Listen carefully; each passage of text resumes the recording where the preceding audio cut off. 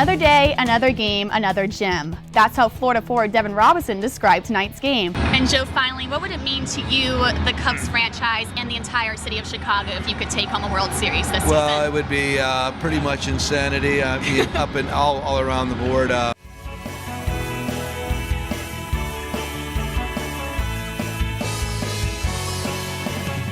Gator men's basketball is now 2-1 in league play after upsetting LSU this weekend 68-62. I'm Ashlyn Sullivan and I'm here with ESPN college football analyst and one of the hosts of College Game Day, Mr. Lee Corso.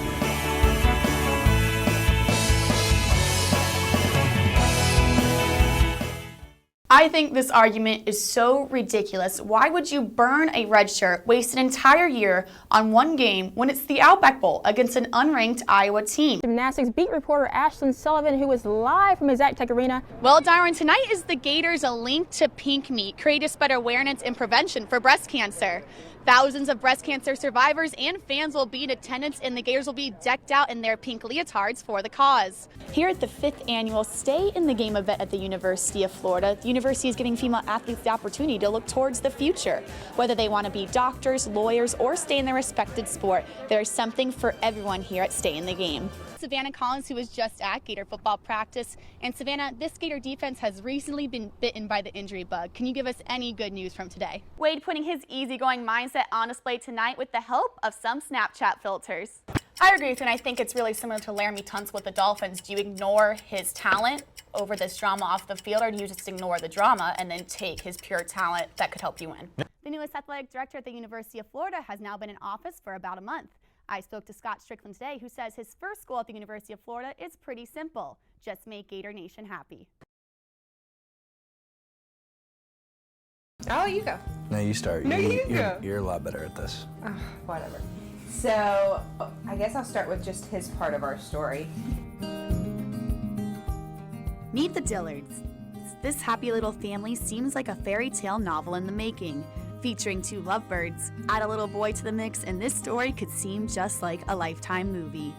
However, getting to this point in their lives was the farthest thing from easy. Cam and Riley's not-so-perfect fairy tale all started their senior year of high school in Michigan, where they were set up by a mutual friend and both found out they would be attending the University of Florida the next year. The two knew they were made for each other almost immediately. After only dating 4 short months, they decided it was time to tie the knot. But we did get married really quickly. We got married in 4 months. And we didn't tell anybody we were getting married. So that was fun. Yeah, it was a little adventure. So it's easier to not have any criticism when you don't tell anybody. You know the saying, first comes love, then comes marriage, next a baby in a baby carriage? Well, the Dillards did just that. But it's not as simple as you might think. Cam and Riley decided the typical college party scene wasn't for them. Instead, they decided they wanted to start a family. Right before Riley's 20th birthday, she received a present like no other, a positive pregnancy test. This is where their seemingly perfect fairy tale was halted in its tracks. After a trip to the doctor 7 weeks into pregnancy, the Dillards heard a word they were not expecting: miscarriage.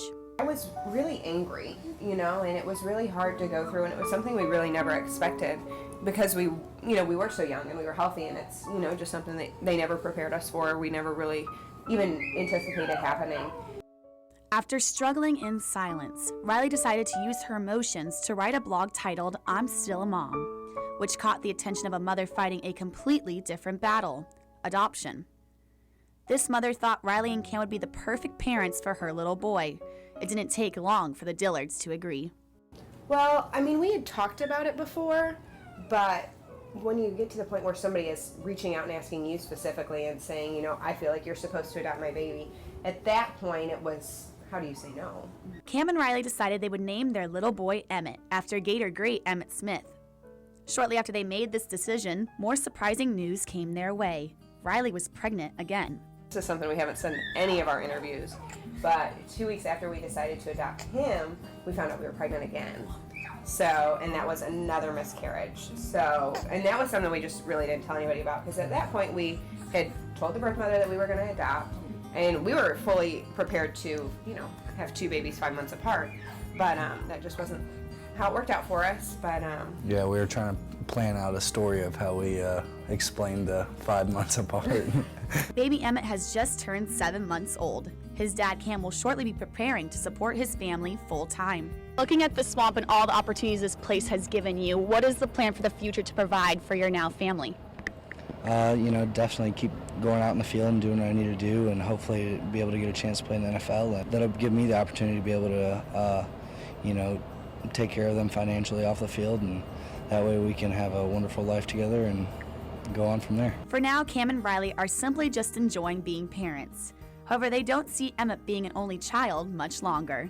We probably will try again, eventually. But for now, one is plenty.